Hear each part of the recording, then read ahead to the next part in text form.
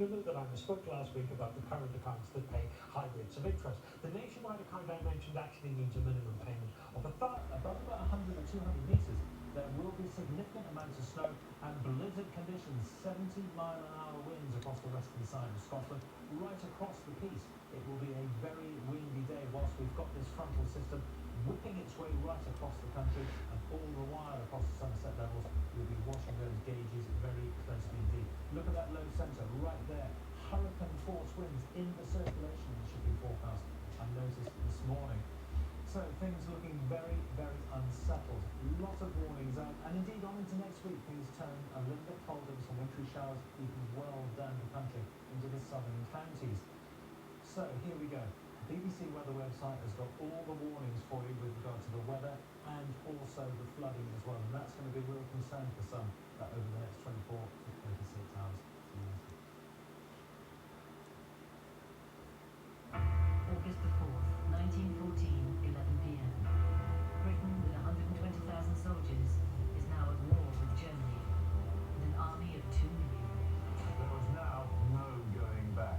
This would be the first truly modern war, a total war, pitting the resources and resolve of entire populations against each other, a war that would turn the country upside down. Britain's Great War starts Monday at 9. The oldest woman to win the title. Alex South reports from Melbourne.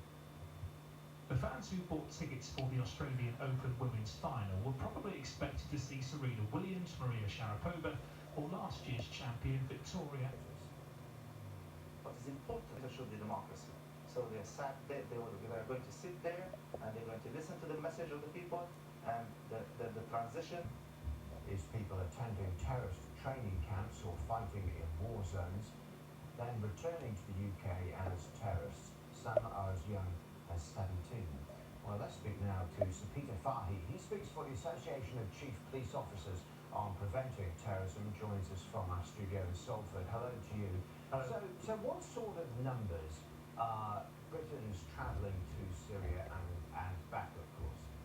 We don't really know. We don't have any several approach to the police to tell us about this. I think other families are just confused and don't know where their young people are. So we've not really seen anything of this is hugely organised from this country. But on the other hand, we do know that there's huge amounts of material on websites. As I say, there's lots of stuff available, sometimes on foreign media. And it's those sorts of issues which potentially could attract a lot of vulnerable people out there. And are they coming home radicalised? I mean, just how much of a danger are they back in the UK?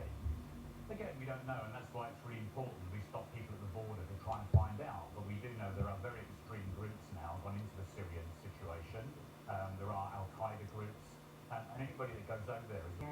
will help you understand your credit history, and should there be signs of needing improvement on your credit score, not to worry. There are people here to help. I understand the value in looking at what your credit rating is, but whether that helps you then to the next stage, which is improving your credit rating, well, I was never terribly sure about that.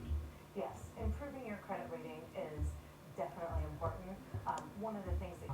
Newshound 999 spotted that. Thanks to both of them for getting in touch.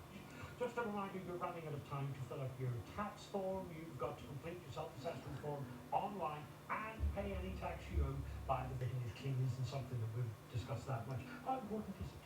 It's incredibly important, and as Jimmy said, being on the electoral roll is the number one problem that we have with lenders. And bonds will take a little bit longer to get the deficit down than George Osborne would, and crucially, he's using a different measure of the deficit.